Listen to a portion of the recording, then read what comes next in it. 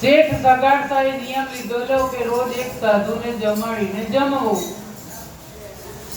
કેટલા વર્ષો સુધી આવી રીતે ચાલ્યું અને આજે ભગવાને પરીક્ષા લેવાનું વિચાર્યું. મુસળધાર વરસાદ, 1 દિવસ, 2 દિવસ, 4 દિવસ, 7 દિવસ, 7 દિવસ ને આજે 8મો દિવસ છે.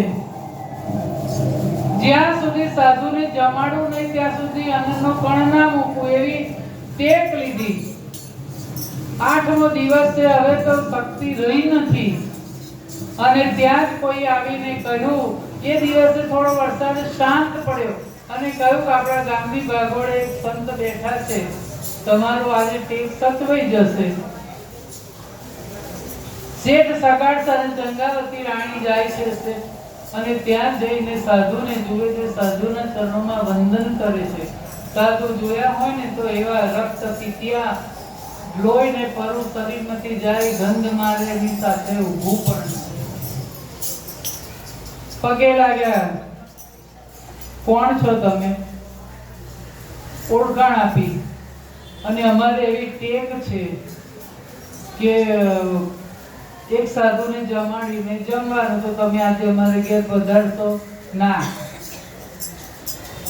ચોખ્ખું ચડકાઈ દીધું, નહીં આવું. કેમ મહારાજ? મારી ટેક છે, હું 7 દિવસના મારે આજે ઉપવાસ છે, આજે 8મો દિવસ છે. ચંગાવતી પ્રાર્થના કરે કે મારા પતિ ભૂખે મરી જાય, એમને અશક્તિ આવી ગઈ છે, થોડીક તો દયા કરો. સારું, તો તમે જાતે કેવા છો? તો કે વાણિયા, તો નહીં જાવ. કારણ કે અમે તો અઘોરી બાવા અને અમે તો માંસ ખાઈએ. તમે જે કહેશો તે.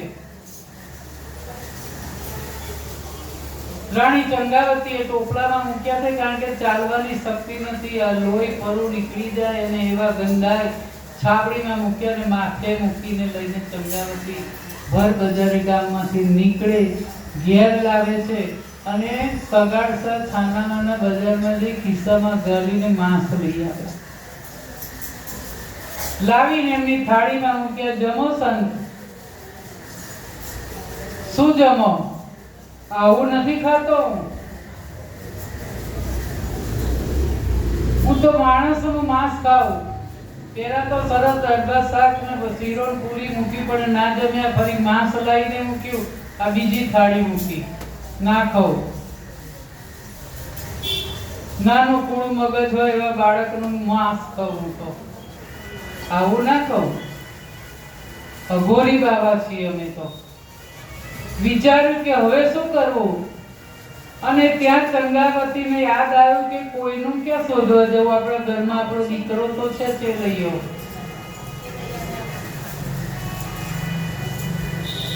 આ બાજુ વાળા બધું સાંભળે કે આવી રીતે સાધુને લઈ આયા છે, માંસ લઈ આયા, પેલા શીરો પૂરી મૂકી તે ના જમ્યા, હવે માંસ લાયા અને હવે આવું માંગે છે. પાછું એ તો એના છોકરાનું માંસ કરવા તૈયાર થયા. એટલે દોડ્યા છે સ્કૂલે. ચેલૈયાને કે ભાગી જા, ભાગી જા. આજે તારી મા બાપને શું થયું ખબર નથી પડતી. આજે તારો ગળો લાડો કરી નાખશે, તારું માથું તને કાપી અને સાધુને જમાડવાની વાત કરે છે. ચેલૈયો બોલ્યો કે આ જીવનમાં તમે એક મને સવાલનો જવાબ આપો કે મા બાપનું ઋણ ચૂકવાય? આ જન્મમાં ના ચૂકવાય. તો પછી હું તો ફક્ત 7 વર્ષનો છું અને જો આટલા વર્ષે મારે માનું ઋણ ચૂકવાઈ જતું હોય મા બાપનું, તો એનાથી રૂડું શું? બાબુ તમારી ભૂમકા લાગે, બોરિંગ દિલે ન ભાર, મેરું સરીખા ડોલવા લાગે, ઓલા આકાશ ને આધાર, મેરા મનમાં જન્મ મૂકે ચેલૈયો સપના.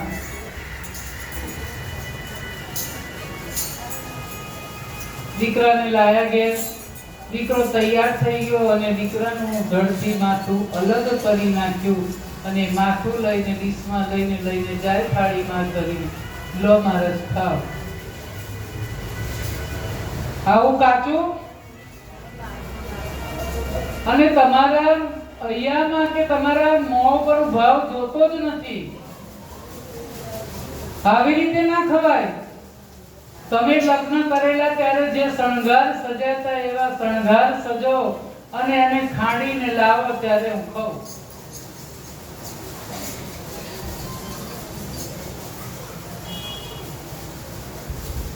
સગાડસાને ચંગાવતી સેજ પણ હિંમત હાર્યા નથી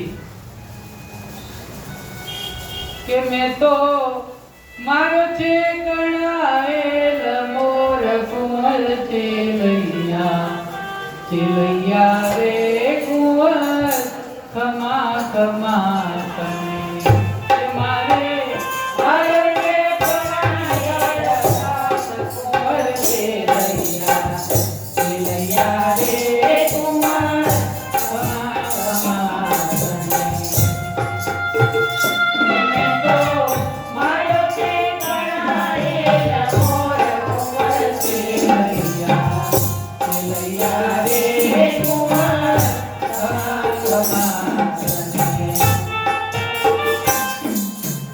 અરે જાણ્યું ચેલૈયાને પરણાવશો અને જાધેરી જોડશો ધ્યાન એને ચિંતાના મરણ આવ્યા એને સ્વર્ગેથી ઉતર્યા વિમાન કુંવર ચેલૈયા રે કુંવર ખમા ખમા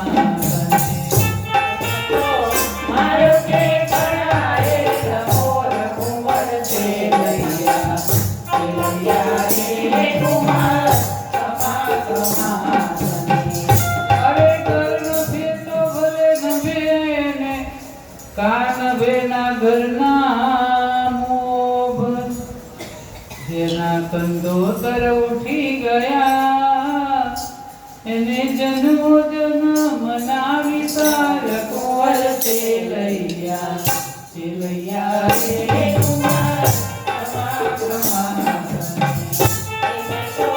મારો કે ગણાયેલ મોર કુંવર ચેલૈયા રે કુંવર ખમા ખમા અરે મેલામાં મેલો નુગરો ને એથી મેલો નાગ પણ એથી મેલા અમે દંપતી અમે મુએ ન પામીએ મોક્ષ કુંવર ચેલૈયા રે કુંવર ખમા ખમા તારે હરે જોડી હડતાલ કુંવર ચેલૈયા રે કુંવર ખમા ખમા ખાડીને પછી લાવીને મૂક્યા છે સામે ધર્યા ને પછી સાધુ